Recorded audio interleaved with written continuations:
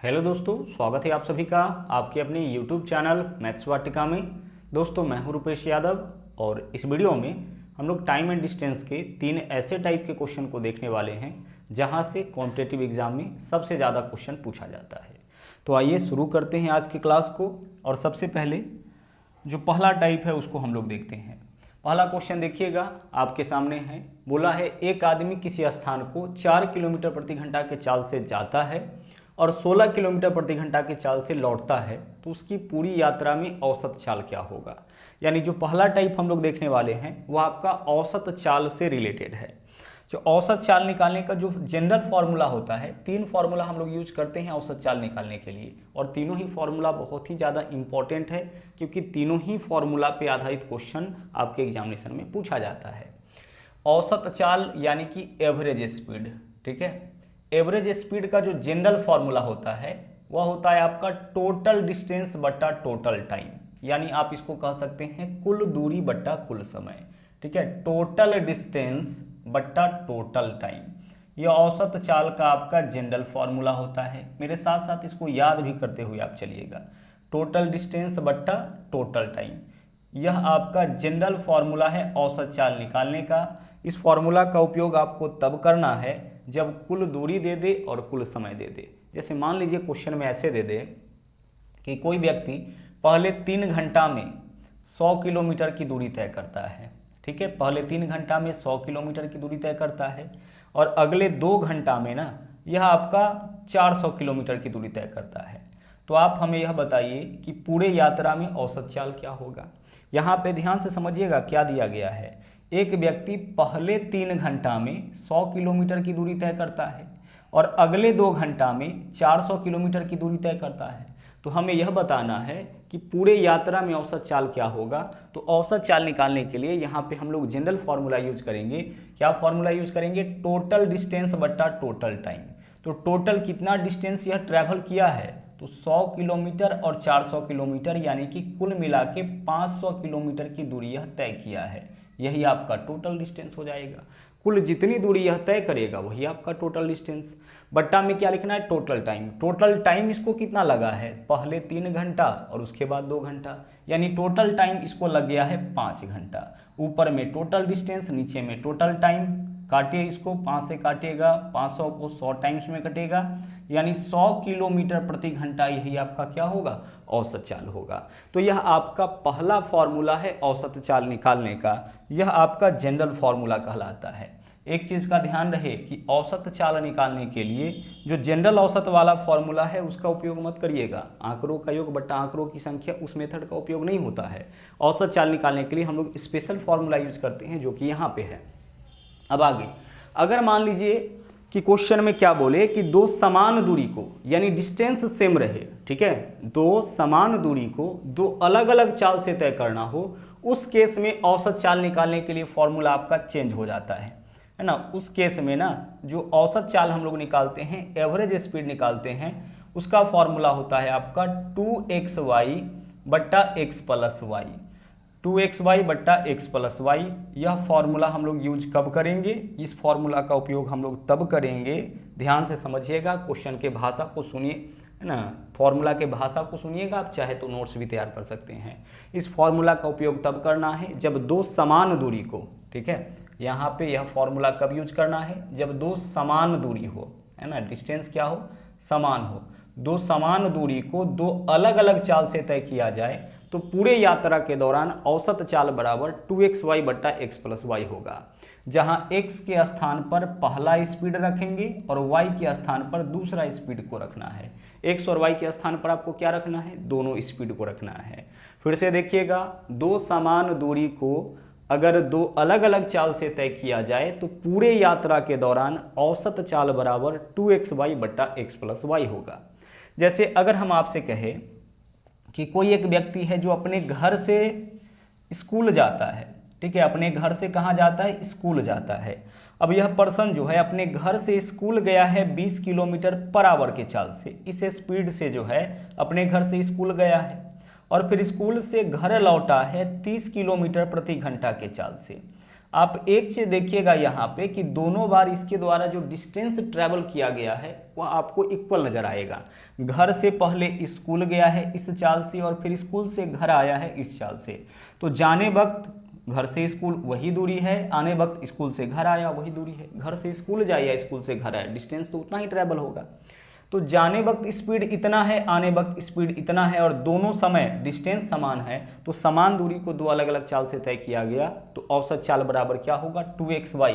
तो 2 गुने x के जगह पहला स्पीड, तो पहला स्पीड b, दूसरा स्पीड 30, पहला स्पीड क्या है 20, दूसरा स्पीड 30, x के जगह पहला स्पीड यानी पहला चाल और y के जगह दूसरा चाल, बट्टा में x प्लस वाई, 20 और 30 कितना होगा 50 होगा। इसी को सोल्व करेंगे और आंसर आपका आ जाएगा। और यह फॉर्मूला बहुत ही ज़्यादा उपयोग होता है, ठीक है, इसका उपयोग हम लोग बहुत ही ज़्यादा करते हैं।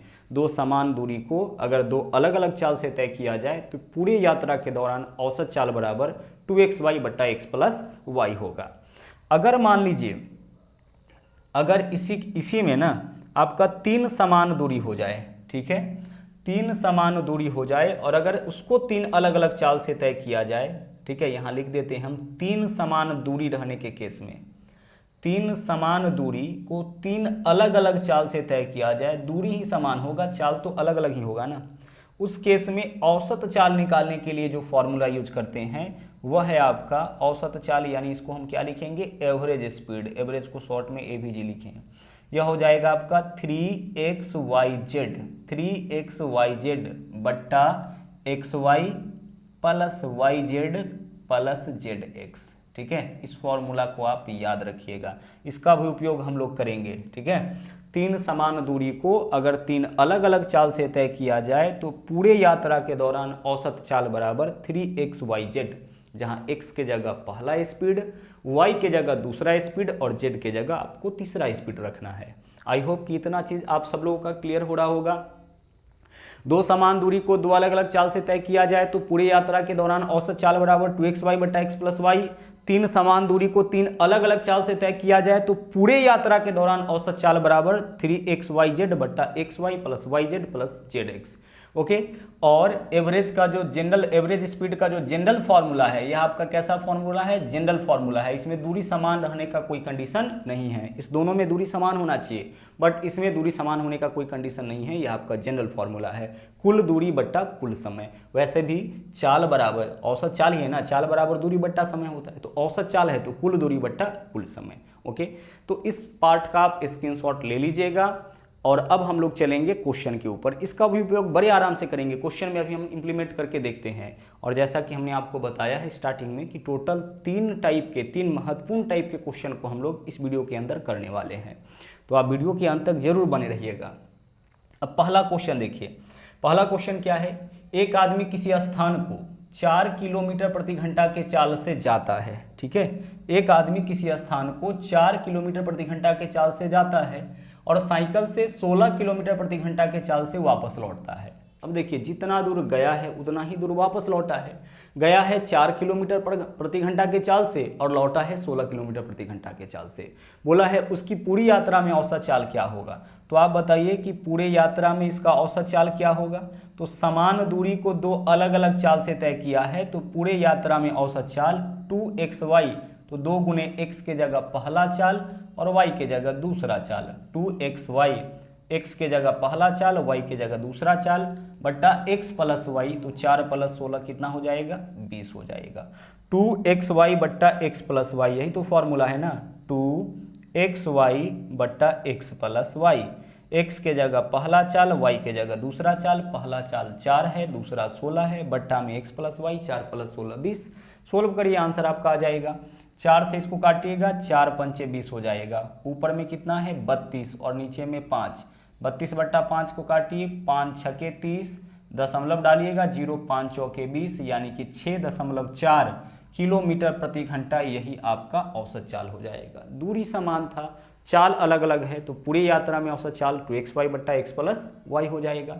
आगे चलिए अगले क्वेश्चन को देखिए। यहाँ पे देखिएगा एक मोटर चालक 150 किलोमीटर दूरी पर स्थित, ध्यान से क्वेश्चन की भाषा को पढ़िएगा, यह दूरी दे रखा है 150 किलोमीटर की दूरी पर स्थित एक स्थान के लिए 50 किलोमीटर प्रति घंटा की औसत गति से जाता है और वापसी में 30 किलोमीटर प्रति घंटा की गति से लौटता है, तो संपूर्ण यात्रा में इसका औसत चाल क्या होगा। यह व्यक्ति जो है यह आपका 150 किलोमीटर की दूरी तय किया है, 150 किलोमीटर दूर गया है और फिर 150 किलोमीटर वापस लौटा है, यानी कि जाने में जितना डिस्टेंस यह ट्रैवल करेगा आने में भी उतना ही डिस्टेंस ट्रैवल करेगा, क्योंकि क्या बोला है कि 150 किलोमीटर दूरी पर स्थित एक स्थान के लिए इस गति से जाता है और इस गति से वापस लौटता है। तो 150 किलोमीटर दूर गया है तो लौटेगा भी 150 किलोमीटर, यानी जितनी दूरी इस चाल से तय करता है उतनी ही दूरी इस चाल से तय करता है, मतलब समान दूरी है, चाल अलग अलग है। तो पूरे यात्रा में औसत चाल बराबर क्या होगा, फिर से वही फॉर्मूला लगा दीजिए 2xy बटा x प्लस वाई, जहाँ x के जगह पहला चाल y के जगह दूसरा चाल, डिस्टेंस को नहीं लेना है। 2 गुने x के जगह पहला चाल, तो पहला चाल कितना है 50 जाने वक्त, तो यही स्पीड है। दूसरा चाल कितना है 30, 2xy बट्टा x प्लस वाई, तो 50 और 30 कितना होगा 80 होगा। बस 2xy बट्टा x प्लस वाई सोल्व करिए। जब आप इसको काटिएगा 0 से 0 कैंसिल होगा, 2 से काटिएगा तो यह आपका 4 हो जाएगा, 2 से काटिएगा 2 होगा, यह आपका 15 होगा। 15 गुने 5 75 बट्टा 2 यानी कि 37.5। तो पूरे यात्रा के दौरान औसत चाल क्या होगा 37.5 किलोमीटर प्रति घंटा। इस बार जो डिस्टेंस आपका दे रखा था ना 150 किलोमीटर, यह जो आपका डिस्टेंस दे रखा है 150 किलोमीटर, यह इस बात को दर्शाता है कि दूरी समान है और चाल अलग अलग है। 150 किलोमीटर दूर गया है और फिर वापस लौटा है। जाने वक्त चाल आपका देख लीजिए इतना था, लौटने वक्त चाल इतना था, लेकिन डिस्टेंस तो यही समान ही ट्रेवल किया है। तो समान दूरी चाल अलग अलग, पूरी यात्रा के दौरान औसत चाल बराबर 2xy बट्टा x प्लस वाई। आप चाहे तो यहाँ पे जनरल फॉर्मूला भी यूज कर सकते हैं। जनरल फॉर्मूला, क्योंकि डिस्टेंस हमें पता है तो जनरल फॉर्मूला यूज कर सकते हैं। कुल दूरी बट्टा कुल समय, तो कुल दूरी देखिए कितना होगा 150 किलोमीटर गया है और 150 किलोमीटर फिर वापस लौटा है, तो कुल दूरी कितना हो जाएगा 300 बट्टा कुल समय। तो समय तो नहीं पता है तो समय निकालेंगे। देखिए गया है कितना 150 किलोमीटर, किस चाल से गया है 50 किलोमीटर प्रति घंटा के चाल से, तो दूरी बट्टा चाल समय, जाने में इतना समय। वापस लौटा है कितना 150 किलोमीटर, किस चाल से लौटा है 30, दूरी बट्टा चाल समय। देख लीजिए यह जाने वक्त समय, यह आने वक्त समय, जोड़ लेंगे कुल समय, तो कुल दूरी बट्टा कुल समय निकल गया। 50 से काटिए यहाँ पे 3 हो जाएगा, 30 से काटिए यहाँ पे 5 हो जाएगा, 300 बट्टा कितना हो जाएगा आपका 8, और 300 में जब आप 8 से भाग करिएगा तो यह आपका 37 दशमलव कितना हो जाएगा 5 हो जाएगा। तो जो जनरल फॉर्मूला है उसका भी उपयोग आप कर सकते हैं, क्योंकि यहाँ पे हमें डिस्टेंस भी पता है, कुल दूरी बट्टा कुल समय। लेकिन बेहतर क्या होगा जब समान दूरी हो, सिर्फ चाल अलग अलग हो, तो पूरी यात्रा के दौरान औसत चाल 2xy बट्टा x प्लस वाई, यही हम लोग लगाएंगे। आगे बढ़िए, अगले क्वेश्चन में आइए। देखिएगा अगला क्वेश्चन क्या है। एक कार 3 किलोमीटर की चाल क्रमिक विस्तार को, अच्छा 3 किलोमीटर की चाल क्रमिक विस्तार को कहने का मतलब कि 3-3 किलोमीटर की दूरी को, 3 किलोमीटर क्रमिक विस्तार यानी पहला 3 किलोमीटर, फिर अगला 3 किलोमीटर, फिर अगला 3 किलोमीटर, इसको तय करता है 10 किलोमीटर प्रति घंटा, ठीक है, 30 किलोमीटर प्रति घंटा और 60 किलोमीटर प्रति घंटा के चाल से। तो पूरे यात्रा में औसत चाल क्या होगा। देखिए 3 किलोमीटर क्रमिक विस्तार कहने का मतलब है कि पहला 3 किलोमीटर, फिर अगला 3 किलोमीटर, फिर अगला 3 किलोमीटर, यानी तीनों बार डिस्टेंस समान तय करता है, बस चाल अलग अलग रहता है। तो हमने आपको क्या बताया था कि 3 समान दूरी को अगर 3 अलग अलग चाल से तय किया जाए तो पूरे यात्रा में औसत चाल बराबर आपका होगा, क्या होगा 3xyz, ठीक है, 3xyz बट्टा xy plus yz plus zx। x के जगह क्या लिखना है पहला स्पीड, y के जगह दूसरा स्पीड और z के जगह तीसरा स्पीड। तो बोलिए सबसे पहले तो 3 फॉर्मूला वाला इंटू x के जगह पहला चाल क्या है, पहला चाल है 10, इस 3 को मेंशन मत करिएगा, इससे तो बस यह पता चलता है कि समान दूरी तय कर रहा है, ठीक है। पहला चाल कितना है 10, दूसरा चाल कितना है 30 और तीसरा चाल कितना है आपका, तीसरा चाल कितना है, तीसरा चाल आपका 60 है। 3xyz, x के जगह पहला स्पीड, y के जगह दूसरा स्पीड और z के जगह तीसरा स्पीड, यह फॉर्मूला वाला है, बाकी सब चाल है। अब आगे आपको क्या लिखना है xy, तो x गुना y करिए, 10 गुने 30 कितना हो जाएगा 300, xy तो x का वैल्यू पहला चाल, y का वैल्यू दूसरा चाल, तो 10 गुने 30 300, yz 30 गुने 60 कितना हो जाएगा आपका, 30 गुने 60 1800 हो जाएगा, ठीक है, प्लस जेड एक्स 60 गुने 10 कितना हो जाएगा, 600 हो जाएगा। बस इसको सोल्व करके हम लोग को अपना आंसर निकालना है। अब देखिए यहाँ पे क्या वैल्यू हो जाएगा, 3 गुने 10 गुने 30 गुने 60, 3 गुने 10 गुने 30 गुने 60 बट्टा में देख लीजिए क्या वैल्यू आएगा। तो सभी वैल्यूज को आपस में ऐड करिए, 18 और 6 24 और 3 27, बट्टा में आपका 2700 हो जाएगा। अब जो कटने वाला है उन वैल्यूज को काटिए, 00 से आपका यहाँ पे क्या होगा, 00 कैंसिल हो जाएगा। 3 से काटेंगे, 3 नमा 27 हो जाएगा, 3 से काटेंगे यहाँ 3 बचेगा, यहाँ पे आपका 2 हो जाएगा। शेष क्या बचा है, अच्छा 3 और भी है, 3 से 3 कैंसिल, 10 गुना 2 कितना बचा आपका 20, यानी कंप्लीट सॉल्यूशन के बाद वैल्यू 20 आया। मतलब पूरे यात्रा के दौरान औसत चाल बराबर होगा 20 किलोमीटर प्रति घंटा। फॉर्मूला के ऊपर सिंपल सा हमको इसको लेके जाना है, 3xyz बट्टा xy plus yz plus zx। ठीक है, चलिए तो एवरेज स्पीड से हमें इतना ही कॉन्सेप्ट आपको बताना था, और एवरेज स्पीड से क्वेश्चन आपके एग्जामिनेशन में जरूर आता है, इसलिए अच्छी तरह से इन वीडियोस को आप देखिएगा और स्क्रीनशॉट इन सभी चीज़ों का आप लेते रहिएगा। ओके, चलिए अब चलते हैं हम लोग दूसरे टाइप में। यह जो टाइप है यहाँ से भी क्वेश्चन अक्सर एग्जामिनेशन में देखने को मिलता है। देखिएगा क्वेश्चन में क्या बोला है, बोला है एक बस की चाल 54 किलोमीटर प्रति घंटा है। यह बस का मूल स्पीड है 54 किलोमीटर प्रति घंटा। अच्छा 54 किलोमीटर प्रति घंटा का मतलब क्या हुआ, 54 किलोमीटर प्रति घंटा का मतलब हुआ कि प्रत्येक घंटा में यह बस 54 किलोमीटर की दूरी तय करेगा। 54 किलोमीटर प्रति घंटा यानी प्रति घंटा, प्रत्येक घंटा में यह 54 किलोमीटर की दूरी तय करेगा। यही हुआ 54 किलोमीटर प्रति घंटा का मतलब। अब क्या हुआ कि रुक रुक कर चलने के कारण इस बस का चाल 45 किलोमीटर प्रति घंटा हो जाता है। बस का जो मूल स्पीड है वह तो 54 किलोमीटर प्रति घंटा है, लेकिन रुक रुक कर चलने के कारण बस का स्पीड 45 किलोमीटर प्रति घंटा हो गया। मतलब कि अगर यह बस बिना रुके हुए चले तो 1 घंटा में 54 किलोमीटर की दूरी तय करेगा, लेकिन रुकने के वजह से अब यह 1 घंटा में 45 किलोमीटर की दूरी ही तय करेगा। तो आप बताइए कि यह प्रति घंटा कितना कम दूरी तय कर पाता है, 9 किलोमीटर कम दूरी यह तय कर रहा है प्रत्येक घंटा में। रुकने के वजह से 9 किलोमीटर यह कम दूरी तय कर रहा है।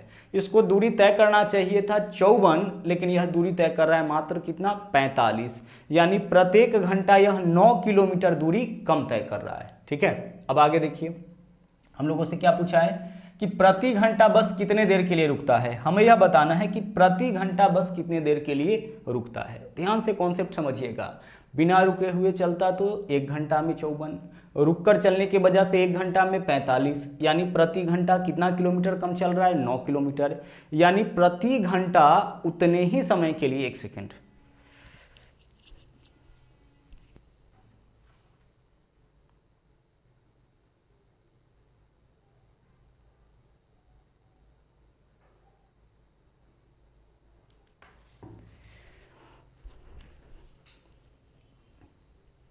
चलिए देखिएगा, तो प्रति घंटा जो है बस उतने ही समय के लिए रुकता होगा जितने समय में 9 किलोमीटर की दूरी तय हो जाए, क्योंकि बिना रुके हुए चलता तो 54 किलोमीटर जाता, रुकने की वजह से यह 45 ही चल रहा है।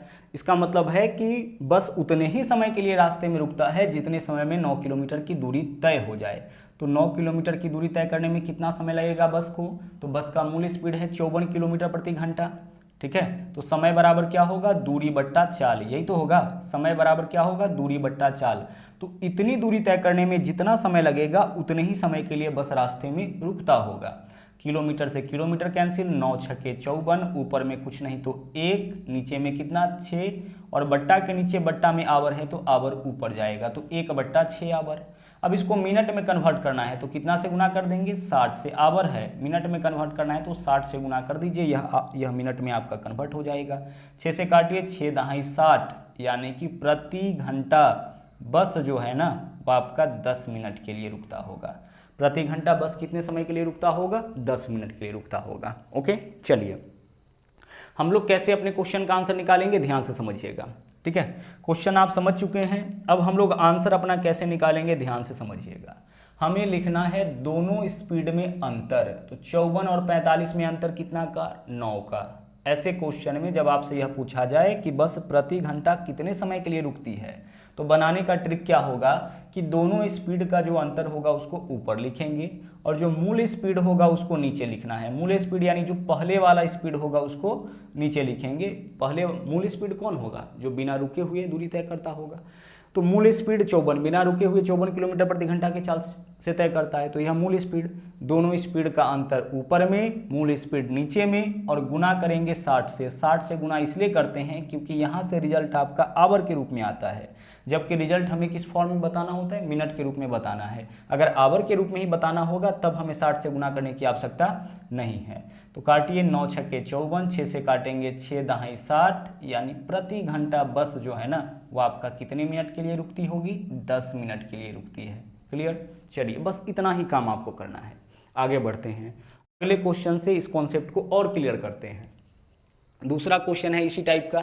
देखिए यहाँ पे क्या बोला है कि यदि राह में कोई रुकावट ना आए तो कोई व्यक्ति एक खास दूरी को 80 किलोमीटर प्रति घंटा के औसत रफ्तार से तय करता है। कोई रुकावट ना आए तो रुकावट की स्थिति में वह उतनी ही दूरी को 60 किलोमीटर प्रति घंटा के औसत चाल से तय करता है, लेकिन रुकावट आने पर उसका स्पीड इतना हो जाता है, तो वह प्रति घंटा कितने मिनट रुकता होगा। अब अभी हमने आपको तरीका बताया, दोनों स्पीड का अंतर ऊपर में, तो 80 और 60 में अंतर कितना का है? 20 का, तो 20 ऊपर में लिखिए। बट्टा में मूल स्पीड, मूल स्पीड कौन होगा? जो बिना रुके हुए चला होगा, पहला वाला जनरली मूल स्पीड होगा, तो बट्टा में 80 और गुना करेंगे कितना से? 60 से। यह 60 से गुना करते हैं हम लोग मिनट के फॉर्म में आंसर प्राप्त करने के लिए। 20 चौके 80, 4 से काटेंगे 15, यानी प्रति घंटा बस जो है वह कितने मिनट के लिए रुकता होगा? 15 मिनट के लिए। तो आंसर आपका जो है ना इस क्वेश्चन का 15 मिनट। बिल्कुल आराम से अपने क्वेश्चन का आपको आंसर निकाल लेना है। ठीक है, चलिए आगे बढ़िए। 2 टाइप हम लोग कर चुके हैं, अब इस तीसरे टाइप को देखिए। यह 3 टाइप का क्वेश्चन बहुत ही ज़्यादा एग्जामिनेशन में देखने को मिलता है। अब आइए इस तीसरे टाइप में आते हैं। यहाँ पे देख लीजिए क्या है, बोला है एक आदमी अपने वास्तविक चाल के 6/7 चाल से चलता है तो 12 मिनट लेट हो जाता है। ठीक है, 12 मिनट की क्या हो जाती है? इसको देरी हो जाती है। वास्तविक चाल के 6/7 चाल से चलने पर इसको अपने गंतव्य स्थान पर पहुंचने में 12 मिनट की देरी हो जाती है। तो हमें बताना है कि दूरी तय करने में वास्तविक समय क्या होगा।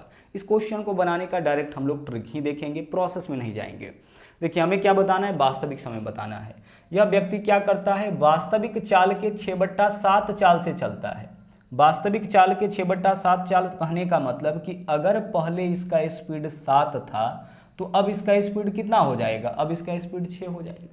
तो 7 से व्यक्ति अगर अपना स्पीड 6 करेगा, है ना, अपना स्पीड अगर व्यक्ति 7 से 6 करेगा मतलब स्पीड कम कर रहा है, तो स्पीड कम करेगा तो समय निश्चित रूप से ज़्यादा लगेगा, तो समय इसको 12 मिनट ज़्यादा लगता है। तो हम लोगों से यह पूछा है कि इस यात्रा को तय करने में वास्तविक समय क्या होगा। तो वास्तविक समय निकालने का देख लीजिए ट्रिक क्या है। देखिए ऊपर में जो वैल्यू है, वास्तविक चाल के जिस चाल से चलता है उसके ऊपर में जो वैल्यू है उसको वैसे ही रहने दीजिए। ऊपर में 6 है तो 6 रहने दीजिए, और बट्टा में दोनों का अंतर लिखिए। तो 6 और 7 में अंतर कितना का? 1 का। देखिए तरीका क्या है, ऊपर में जो वैल्यू है उसको तो वैसे ही रहने दीजिए और बट्टा में इस दोनों का अंतर लिखिए, और इसमें आप गुना करिए समय में जितने समय मिनट की देरी होती है। तो 12 मिनट की देरी होती है तो आप इसमें गुना करिए 12 मिनट से, आंसर आपका आ जाएगा। बस इतना ही काम करना है। तो 12 छक्के कितना हो जाएगा? 72 मिनट, और 72 मिनट का मतलब क्या होगा? 1 घंटा 12 मिनट। 72 मिनट का मतलब 1 घंटा 12 मिनट, यानी यात्रा पूरा करने का जो वास्तविक समय है वह क्या है? 1 घंटा 12 मिनट है। ठीक है, यात्रा पूरा करने का वास्तविक समय कितना हो जाएगा? 1 घंटा 12 मिनट। एक और क्वेश्चन देखते हैं, ध्यान से देखिएगा। अगला क्वेश्चन देखिए क्या है। एक व्यक्ति किसी निश्चित दूरी को अपनी वास्तविक चाल के 6/7 चाल से चलता है। यह कुछ भी हो सकता है, 6/7 की जगह कोई और वैल्यू भी हो सकता है। तो हम क्या करेंगे, ऊपर में जो वैल्यू है उसको वैसे ही रहने दीजिए और नीचे में दोनों का अंतर। तो 6 और 7 में अंतर कितना का? 1 का, और इसमें गुना करेंगे समय में जितने मिनट की देरी होती है। तो बोला है कि इस चाल से चलकर 25 मिनट अधिक समय लगाता है। 25 मिनट अधिक समय लगाता है यानी कि 25 मिनट की देरी हो जाती है। तो इस दूरी को वास्तविक चाल से चलकर कितने देर में तय करेगा, यानी कितना समय इसको लगेगा। तो हम क्या करेंगे, बस इसमें गुना करेंगे जो लेट वाला समय होगा उससे। प्रोसेस समझिएगा क्या क्या करना है। जो भिन्न के रूप में मान दिया है ऊपर में तो आपको सेम रखना है, ठीक है, और दोनों का अंतर आपको नीचे रखना है और गुना करना है लेट वाला समय से। बस 6 गुने 25 करिए 150 मिनट, और 150 मिनट का मतलब क्या होगा, 150 मिनट का मतलब होगा 2 घंटा 30 मिनट। 2 घंटा 30 मिनट यानी कि 2.5 घंटा आपके क्वेश्चन का आंसर हो जाएगा। 150 मिनट है ना, तो 60 दूना 120, 2 घंटा में 120 मिनट, फिर भी 30 मिनट आपका बच गया, यानी कि 2.5 घंटा का समय लगेगा इस व्यक्ति को वास्तविक चाल से इस दूरी को तय करने में। ठीक है, चलिए, तो कुल मिला के 3 टाइप के क्वेश्चन को आज हम लोगों ने किया है। टाइम एंड डिस्टेंस के यह 3 महत्वपूर्ण टाइप का क्वेश्चन था। आज के लिए इतना ही। वापस मुलाकात होगी अगले दिन फिर से एक नए कॉन्सेप्ट के साथ, फिर से एक नए ट्रिक के साथ। तो मिलते हैं अगले वीडियो में। थैंक यू, जय हिंद।